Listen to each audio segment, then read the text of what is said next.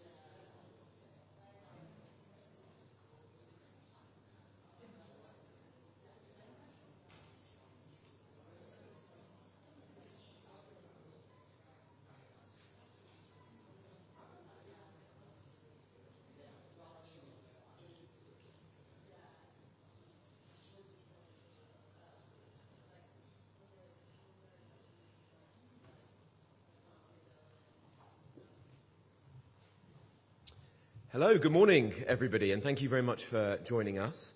Well, look, imagine the scene. A loved one, maybe your parent or your grandparent, has passed away. You're grieving. At the same time, you're trying to sort out all the things that follow from a death. You're going through their belongings, the paperwork, and then there's a knock at the door. It's not from a well-wisher, but it's from HMRC. Hello? We've come to value your relative's estate. That is what Andy Burnham's scheme could mean. The taxman intruding on the private grief of hundreds of thousands of regular families every year right across the country.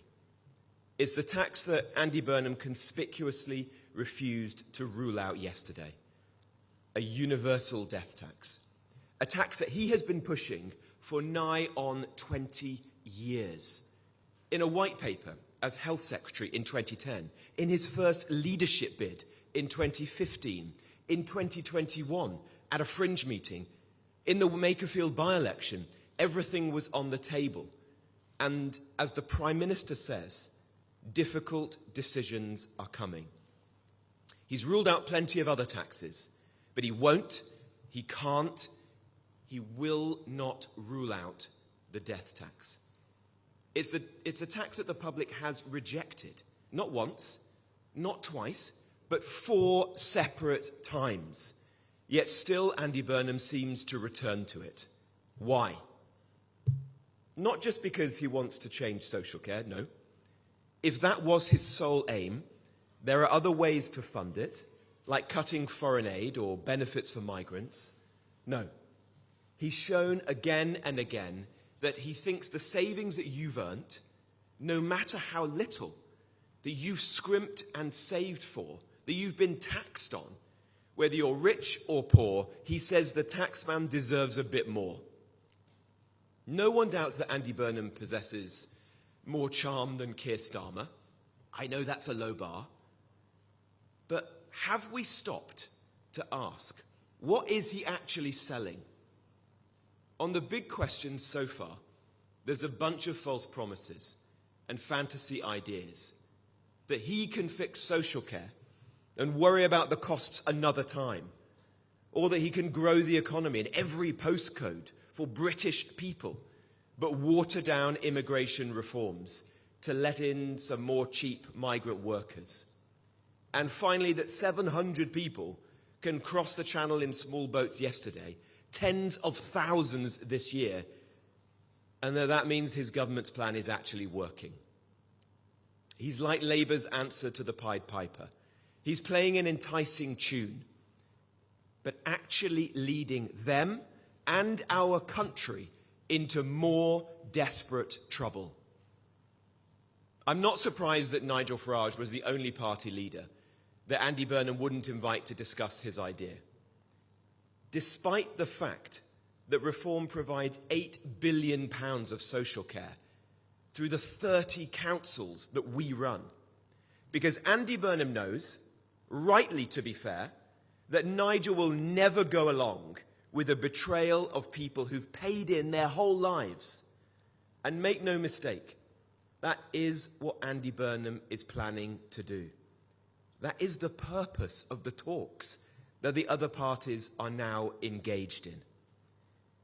Andy Burnham says that difficult decisions lie ahead. But let's be honest. That is Westminster politicians speak for tax rises lie ahead. Why not just be straight with people? Going after hard-working Brits on modest salaries with only a little in savings is the exact opposite of what reform stands for. We stand for protecting British workers and putting them first. And as people begin to consider what this means for them and their family, many will understandably be very worried. Why can't he be straight with them? Why can't he just say what he is actually planning to do? Why cause them all this uncertainty and worry?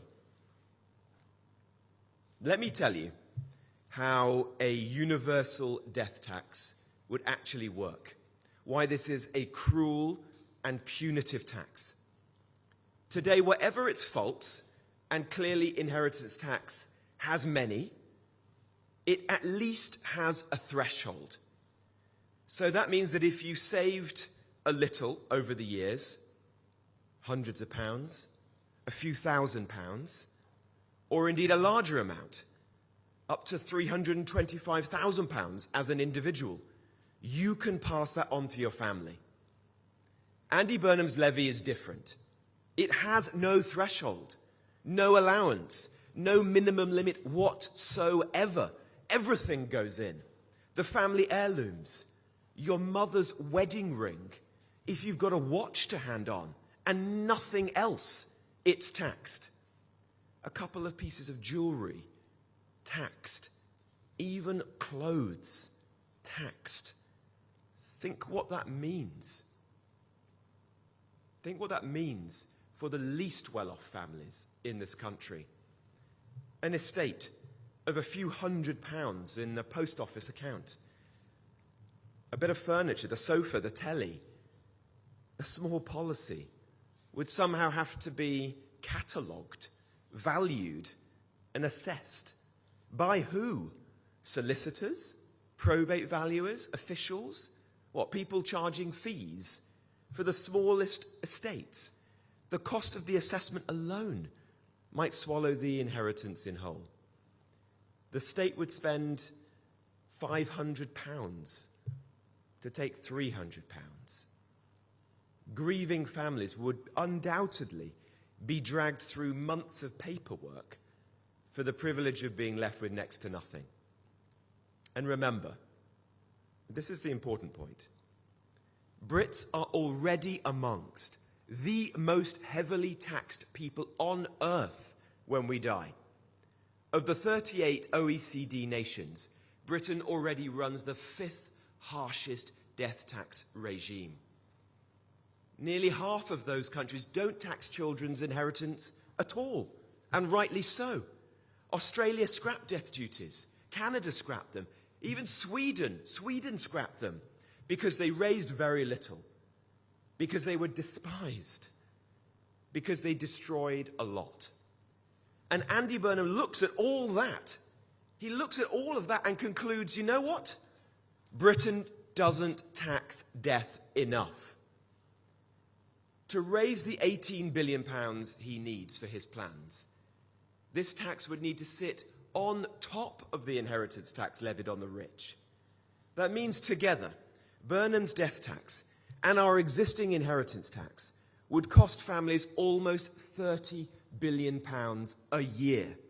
Britain would become the single worst place to give money to your kids in the Western world.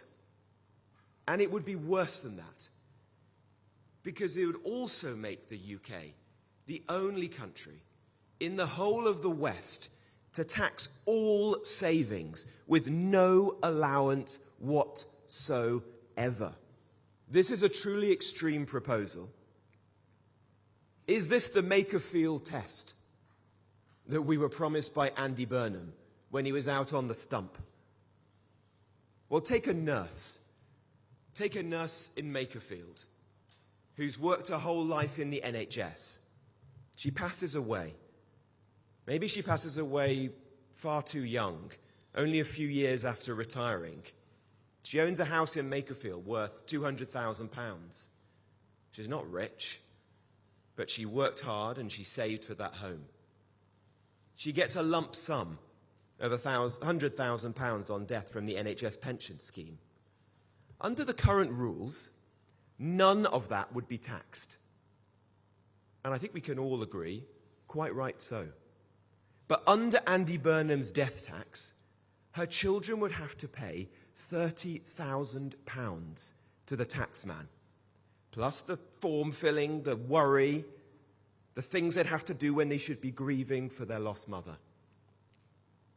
I sometimes wonder if people in the political and media establishment think people are swimming in money out there in the real world. Most people don't inherit very much money at all. and the poorest in society inherit very small sums. But it makes a very big difference to their lives, particularly at times like this, where people are finding life tough. In fact, when the poorest 20% get an inheritance, it makes up 44% of their wealth. Are you going to tax that and make their family account for it to HMRC? And who would actually pay for it? It's not going to be the rich. The rich have family offices. They have offshore structures. They have accountants on retainers. They will have planned their way around this levy long before the bill has even reached its first reading in Parliament. We all know that. We've seen this before. A flat tax with no floor doesn't catch the millionaires or the billionaires. It catches the widow in the bungalow. It catches the elderly pensioner with the savings book. The Duke keeps his estate, the dinner lady loses hers. It's always the same way. The clever money moves, the honest money pays. And think finally of the sheer indignity of it all. An official standing in your late mother's bedroom with a clipboard, pricing up her engagement ring, the brooch that you'd always admired and she said would be yours, that you'd carry to remember her. The taxman totting up her coats in her wardrobe, itemizing a life that's been characterized by work, thrift, prudence, love of family, so that the Treasury can take its cut. And then what of all the unanswered questions? Will farmers be exempted? Or will they face yet another attack? What of family businesses? We're surely not going to repeat all the angst for them that Rachel Reeves created last year.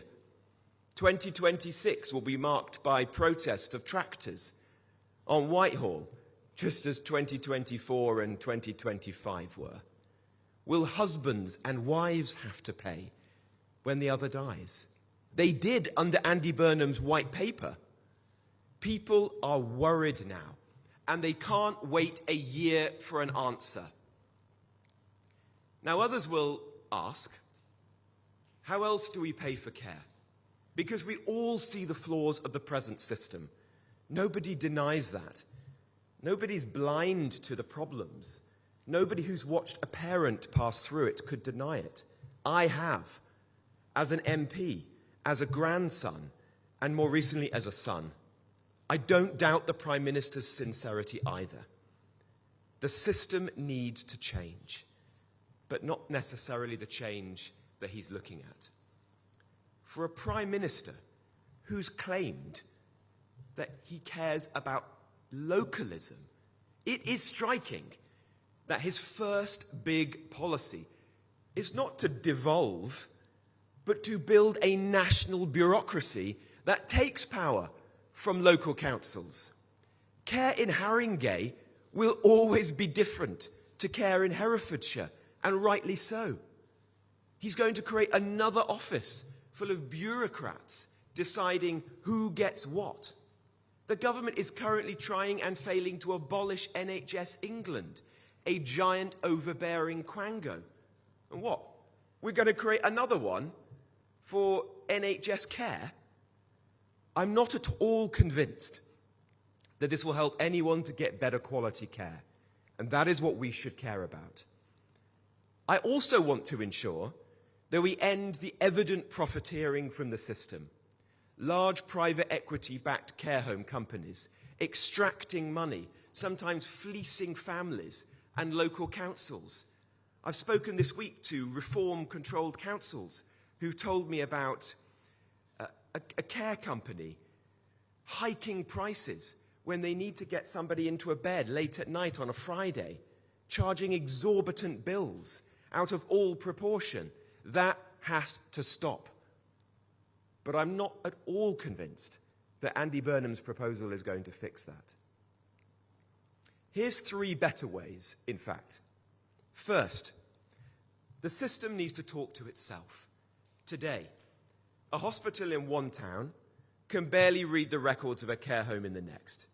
Discharge notes are printed off.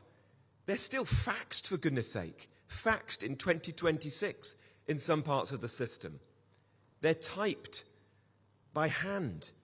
Elderly patients are marooned in beds for weeks, costing thousands of pounds a week, because the NHS and the care system can't pass a simple file between them.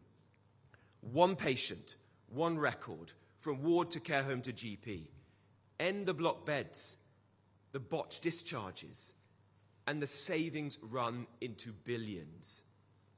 The one system we had that seems to be fixing this problem was a technology system provided by a company called Palantir. It reduces discharge delays by 15%. And what is Burnham proposing to do? Well, he said that he's considering scrapping it from the NHS. Scrapping the one thing that seems to be working. Well, why? Because the same firm apparently sells technology to the Israelis, and the British Islamists were unhappy about it. So to play to the gallery, get a few votes back, he's going to scrap the tech that's actually working to help discharge in hospitals. That doesn't sound to me like the actions of a man who cares about fixing things, who puts delivery above ideology. Second, the second way to fix this is to scrap the waste and spend it on care. Before this government spends a penny from a dead pensioner's estate, it can take the billions we hand every year in foreign aid. As Chancellor in a reform government, I could not look the British taxpayer in the eye and impose a tax, another tax, take a penny off them in tax, before I had stopped sending taxpayers' money to rich countries overseas. How about stopping spending billions in benefits for those who've never paid in, or the millions a day in hotels for Channel migrants, or the quangos that nobody voted for, the consultants on £1,000 a day that we see across the public sector, the layers of NHS management that have never once emptied a bedpan. That is not simply about spending more. This country does not lack money for care. It lacks a government with the courage and determination to put its own people first. And thirdly, and here is one point on which Andy Burnham and I agree, pay care workers properly. Care is skilled, demanding, often heartbreaking work, and today it is scandalously underpaid. Care workers have been treated like dirt by successive governments, especially during the pandemic. A very good friend of mine, who was a care worker during that time, used to phone my wife and I and cry down the phone line. She felt no one cared, not her employer, not the government. These people deserve better. Reform exists for decent, hard-working people like this who are being let down day in, day out, but continue to get up early in the morning to go to work, to put their heart and soul into their job for the good of the community and for the good of their family. But here's the truth that no other party will say. You cannot raise the wages of British care workers while importing a limitless supply of cheap labour to undercut them. This is precisely what has happened. Hundreds of thousands recruited from overseas on wages no British worker could live on, while the sector went nowhere. The soft bigotry of low expectations, in which it's said by the establishment that no self-respecting Brit would do this work. Therefore, we must import cheap labour from overseas. 80% of care workers are Brits. We should be on their side. End the undercutting of their wages. Pay a decent wage to carers so that they can raise a family on it and make it affordable for people to care for their own families. Family, community, country, Those are the principles on which reform is built. Do that, and you will discover that Britain doesn't have a shortage of carers. It has a shortage of respect for carers, and reform will fix that. Let me end with this. Think what this whole episode says about our politics. A tax that the public has rejected 4 times. And each time the political class waits a few years, changes the wrapping paper, and asks the same question again. This is how broken Westminster has become. The people gave their answer, and the system simply rejects it and repeats the same question. Reform is different. We believe that money taxed when you earned it, taxed when you saved it, and taxed when you spent it should not be taxed a 4th time when you're laid to rest. We believe a family's home is a legacy. It's not a revenue stream. We believe that the proper response of the British state to the death of someone in their family is sympathy, not a valuation, not a knock on the door by the taxman. Andy Burnham may see this as his legacy, but your legacy is not his to take. It is your legacy, not his. So here is Reform's pledge. We will fight this tax, not as opposition for opposition's sake, but because it is unfair, impractical, and cruel on the people of this country. Because it cuts to the heart of something we in Reform understand is a deep human emotion. The desire to own a home, the desire to pass on what little you've saved to your children and your grandchildren. Because when we say we're change, we mean it. Hard-working Brits come first, every time. My message to Andy Burnham: rule out this tax. End the uncertainty. End the worry. Today. If not, don't ask Westminster. Ask the public. Call a general election. Thank you very much indeed.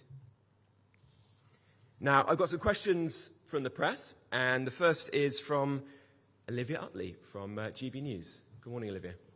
Good morning. A death tax is currently just one possibility that Andy Burnham may or may not be considering. Isn't the best way of avoiding it to work constructively with the Prime Minister, pushing forward your own alternative plans? And if you were asked to such a meeting, would you go along and work with other parties on social care reform? Well, we have been working constructively. Baroness Casey invited Reform to be part of her review, and we've participated in that. But as you know, Andy Burnham has chosen not to invite Reform to be part of the talks that have begun this week.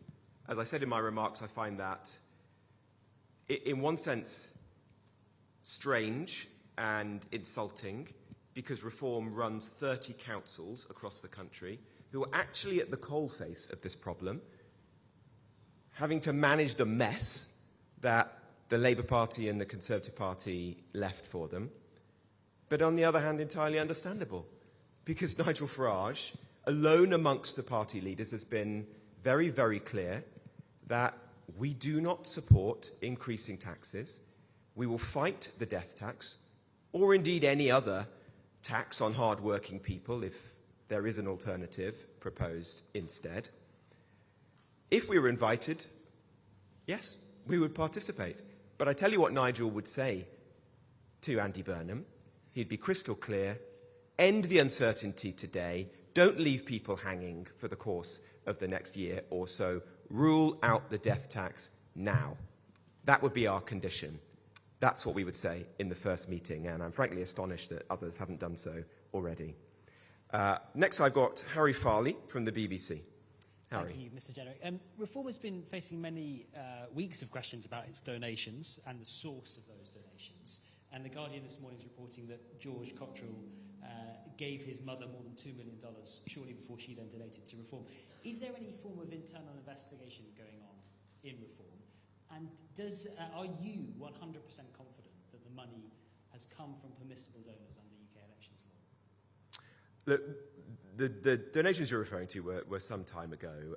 This has been going on for a long time. But we are entirely confident that Reform followed all electoral rules at the time when the donations were made. Of course, we'll participate with any inquiries. To the best of my knowledge, we haven't even been contacted by the police.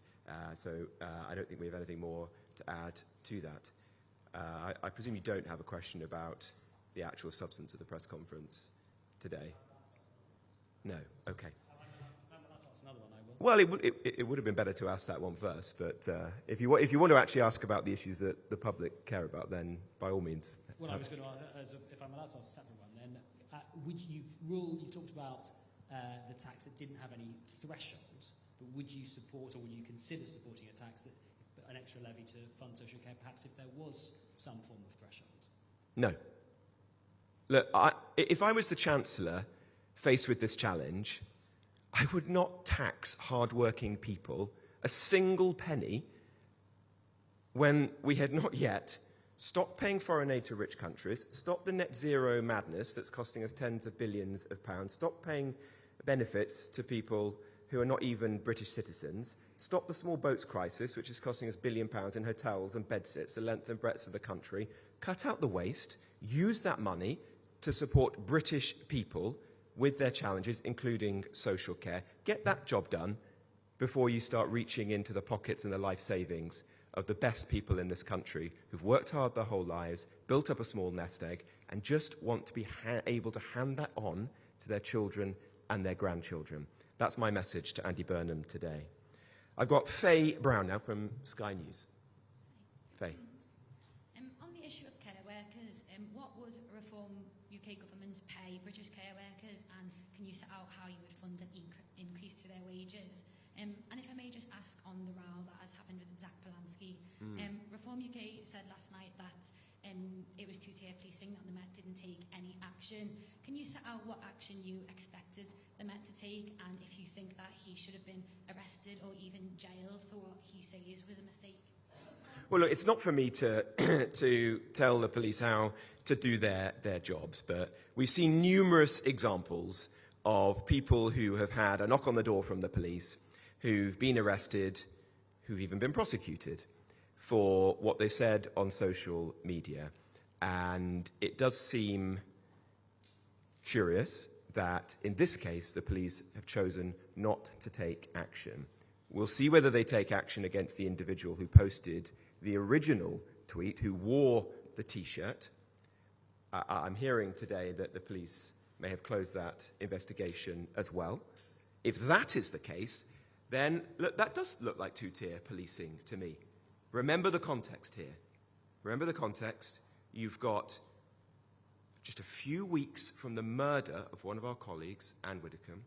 You have a man in Nigel Farage who's been subject to 600 threats in recent times, many of them credible, serious threats, where a man has been arrested for threatening to kill him in recent weeks, where a man is serving in prison an illegal migrant for literally coming into this country with the express purpose of killing Nigel Farage. And in those circumstances, the police are saying that it doesn't warrant further investigation for somebody to wear a T-shirt emblazoned with a guillotine dripping in blood, saying it's preparing for the death of Nigel Farage. That I find astonishing and unacceptable. On your first point regarding care workers, look, as I said in my remarks, I think care workers are scandalously underpaid.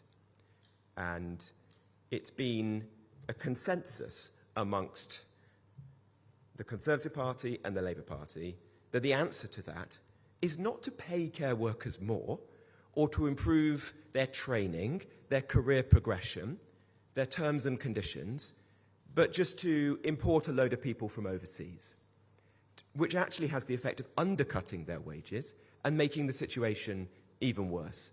So you get paid more to work in Lidl's or Aldi than to work in care. That situation has to end. Reform have a number of practical answers to this. Firstly, we're going to stop all the visas for care workers coming into this country. So the care sector will have to recruit people from this country. Remember, 80% of care workers are Brits today. They'll have to recruit more Brits. That means people will have to be paid more, and they'll have to be treated better. Secondly, we've said that we're going to scrap Rachel Reeves's employers' national insurance increase. for British workers. So those care homes who are employing British workers rather than foreign workers will get a big tax cut, which they can use to pay their workforce better. And look, if we have to pay more for care in order to have a British workforce and to reward those care workers, then I think we should do. And that should be a priority. And I'll just end by saying this, that this, in the long term, is a big saving to the Exchequer, because it was a massive mistake by the bean counters at the Treasury to think that importing somebody from Bangladesh to work in a care home with all their family members, who then use all of the public services in this country, was a saving. It's going to cost hundreds and hundreds of thousands of pounds more in the years ahead. So it would have been a lot cheaper, as well as better, for British people just to have paid a British care worker more in the first place. That's an argument that Nigel Farage and myself have been making for a very long time. It will take a reform government, I'm sure, to implement that in practice. We've got Romilly now, Romilly Weeks from ITV. Romilly. Thank you. You've set out in very vivid terms why you're opposed to a tax that Andy Burnham hasn't yet said that he is actually committed to. But what would you say to the many, many millions of people already having to sell their homes to fund care? Is it not disingenuous to claim to be protecting their legacy when so many are already ending up with nothing?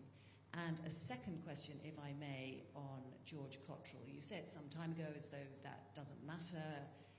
You say that you're sure that the rules were followed at all time. But what explanation is there for George Cottrell transferring $2 million to his mother shortly before she made very substantial donations to reform? Well, firstly, on the donation, as I said earlier, reform is certain that all the electoral rules were followed. If you've got a question for Mr. Cottrell, then I think you have to direct that to him. With respect to the tax proposal... But he really doesn't answer questions, so I'm directing it to you. Well, let me come to your second question. With respect to that, there's a simple choice for Andy Burnham. He has proposed the death tax in the past. In fact, he's been proposing this for nigh on 20 years. If he no longer supports it, rule it out. He's ruled out other tax increases in recent days.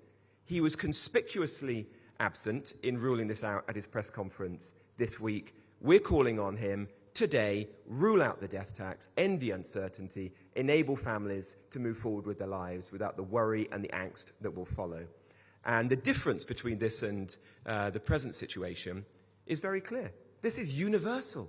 Absolutely everyone in this country, from the poorest person to the richest in the land, will have to pay that. I think that's unfair, it's cruel, and Reform are going to campaign against it. I've got Bethany Dawson now from LBC. Are you not going to answer on George Cottrell? I did answer it. I said that we followed all of the rules. Bethany. Hi. You've spoken about how you oppose this tax with it having no exemptions or thresholds. How do you know there are no exemptions or thresholds where he's not even set out the tax and said what he will or won't do in terms of funding? And if I may, there seems to be actually quite a lot that you and Andy Burnham appear to agree on, based on what he said yesterday, from supporting care workers, but also by making savings from reducing blocked beds and increasing efficiencies. Indeed, Nigel Farage has previously said that social care and the NHS should be integrated. This sounds like there's a lot to agree on. If Andy Burnham does rule out a death tax, will you be happy with Labour's proposals? Well, look, we want to work with the government on this. We all want to see the care system improved. But it's a fundamental dimension to this. How is it going to be paid for? And Andy Burnham seems to be willing to talk about the easy things. How might you reform the system? How might you make it better? But not to confront how it's actually going to be paid for. He's got to be honest with the British public and say, how is he going to pay for it? And look, if he will rule out any increase in taxes, then obviously we will welcome that. But he's refused to do so. And we're going to keep pushing him every day until he does. Because there will be people across the country who will be very, very worried about this now. Why create all of that anger and worry? Look, Andy Burnham says that he's a different type of politician. But when I watched his press conference yesterday, it seemed like typical Westminster politician to me, to say that difficult decisions lie ahead, but not to spell out what they are. They're tax rises. That's what lies ahead. Just be honest. Say what they are, and then try and sell that to the public. I don't think the public will want them. If they do, then so be it. But call a general election and test that with them. I've got Jason Groves now from the Daily Mail. Jason. Hiya, thank you. You're obviously not keen on this social care levy, death tax, whatever you want to call it. Can you commit now that a reform government would scrap it if it came in? Also, do you think that foreign care workers should be exempted from these ILR reforms, as seems to be now suggested?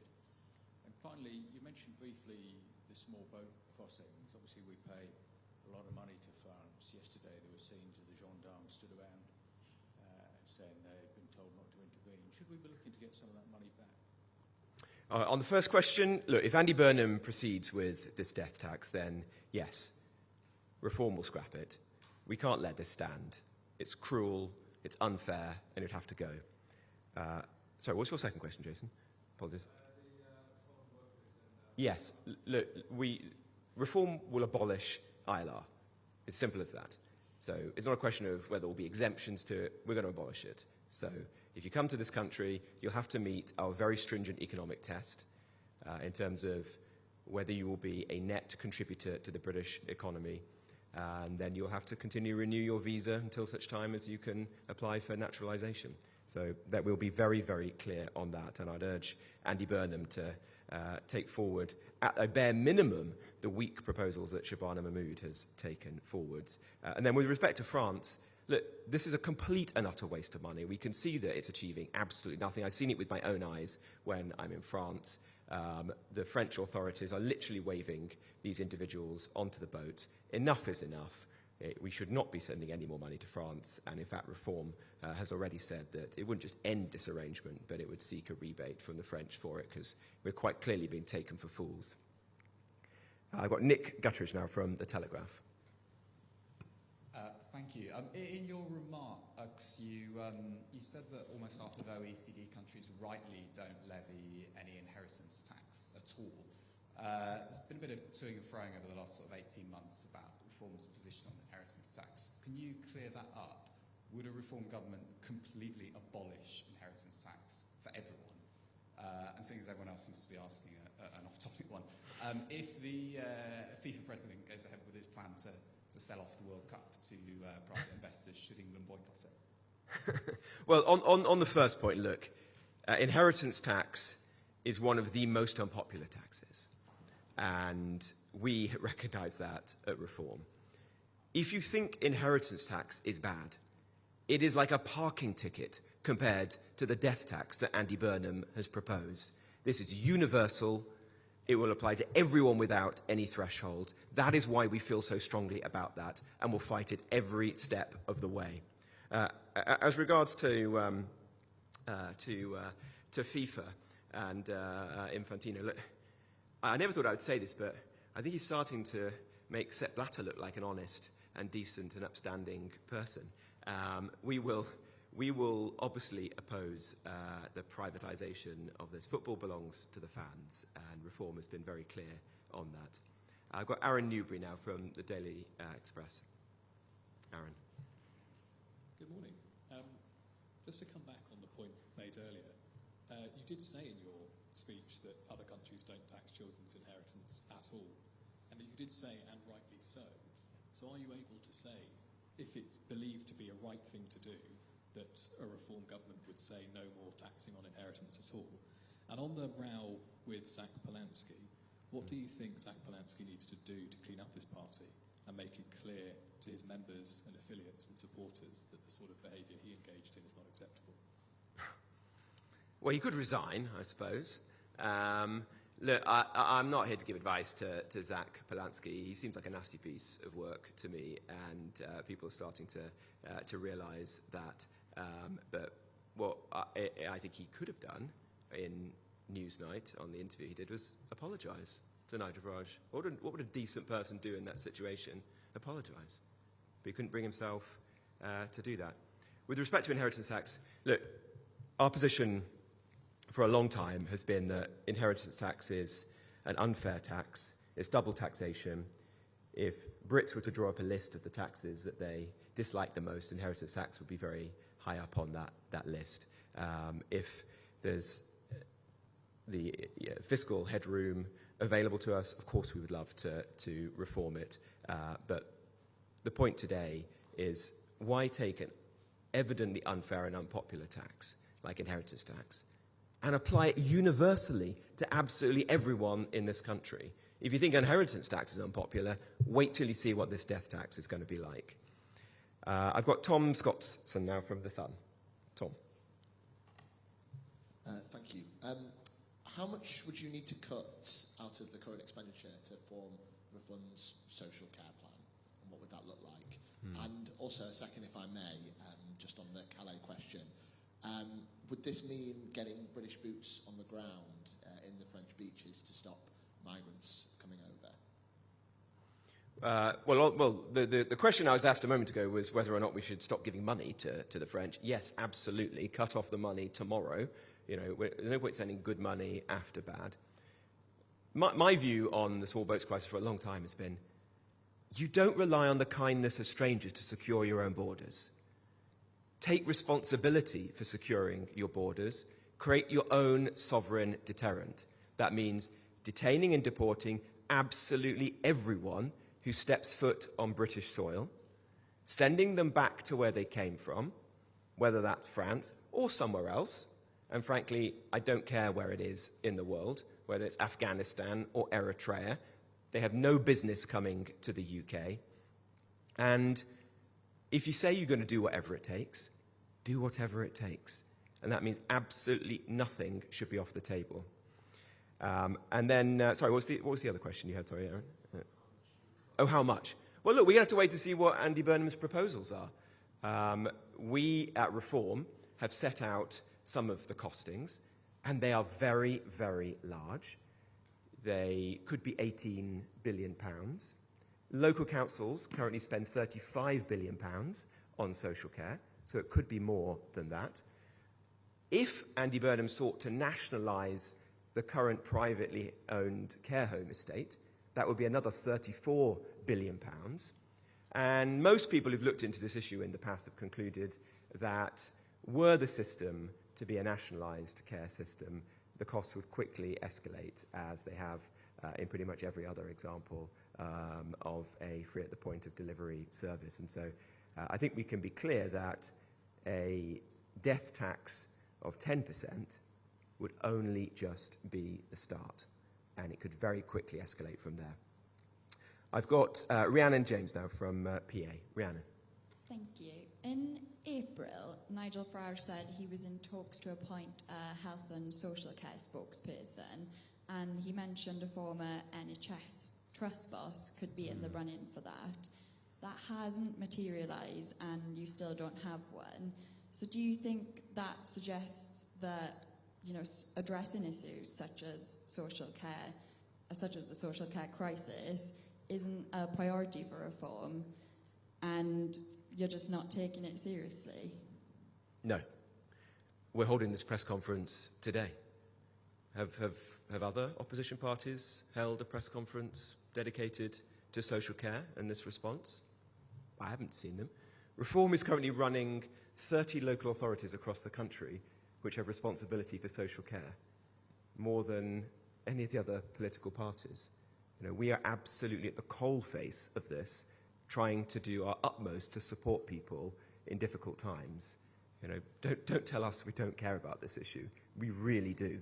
What we don't want to see is hard-working Brits have to pick up the price of that for losing their home, losing their nest egg, not being able to hand it on to their children and their grandchildren. That's the point that we're making today. But thank you. I've got James Heal now from The Spectator. James. Good morning. A two-parter, if I may. First of all, your speech had a reference to the landed aristocracy at one point. Reform is supposed to be a radical party. I wonder, therefore, whether you might be more amenable to wealth taxes overall than the Conservatives.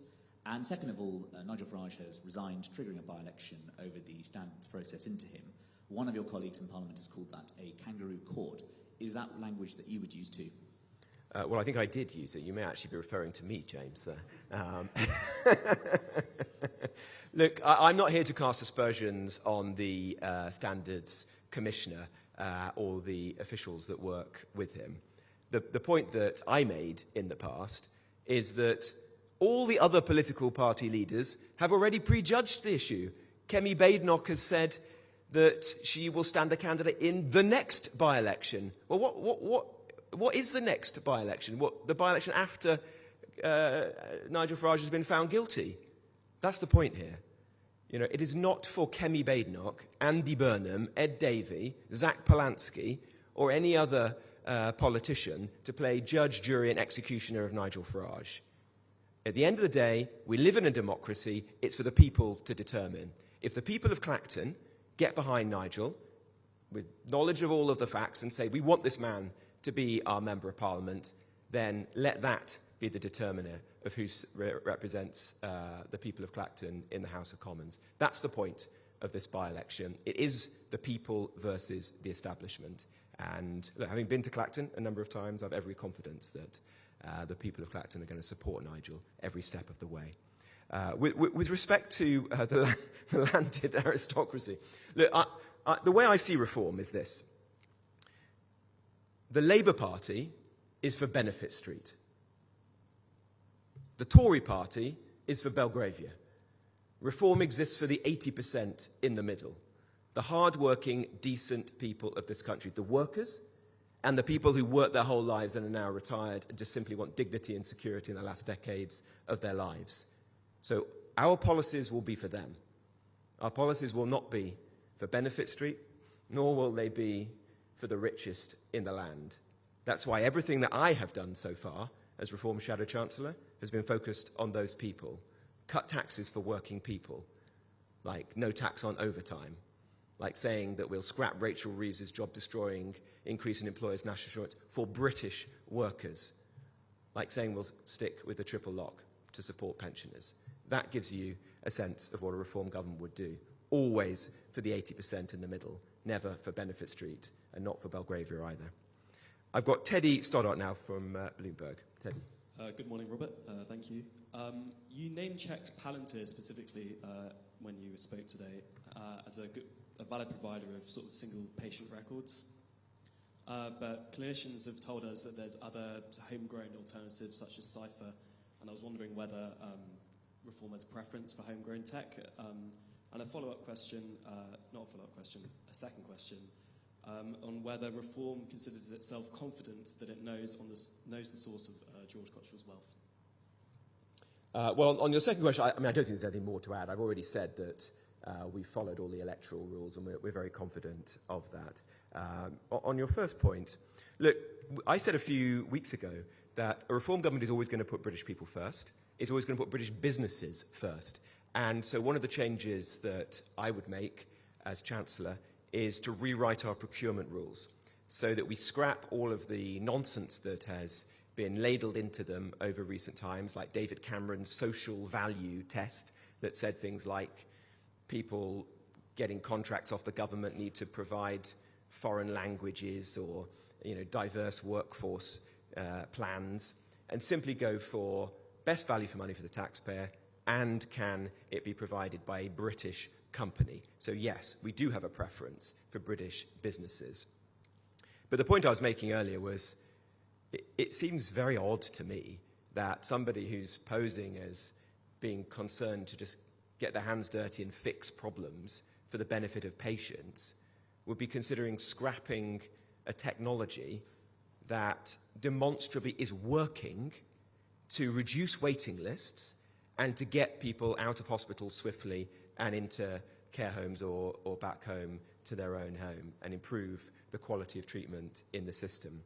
And I suspect the motivation is not AI sovereignty or British companies getting the contracts, but it's because there's some people on the hard left who don't like a company that happens to provide a bit of tech to Israel or the United States getting contracts. And look, in Reform, we have a preference for British businesses, but we're never going to put mad hard left ideology above making sure the NHS actually functions properly and we help patients. And then lastly, I have Noah Keat from Politico. Noah. Thank you very much. You've called for Andy Burnham to call a general election. How is Reform's candidate selection process going, particularly the vetting of candidates after the incidents the party faced at the previous general election? Very good. Look, we are ready for a general election. We're writing our manifesto. We're already selecting candidates. We have, by the way, thousands of extremely talented people who are coming forwards. I think the candidates that Reform will put forward will be a total breath of fresh air. You know, we have people who are from all walks of life, people who've run businesses, veterans, farmers, care workers, white van men. I think people will see a group of people coming forward for public service, determined to fix this country, the like of which we haven't seen for a very long time in British politics. Andy Burnham does not have a mandate to take forward huge changes to our country and our tax system, like the imposition of this death tax. It has been rejected time and again by the British people, so our message is very clear. If he wants to test it, don't just do it in Parliament with his majority. Have a general election. Have the courage of his convictions to put this to the people, and Reform will be ready. Thank you very much indeed. Thanks very much for your time today. I really appreciate it.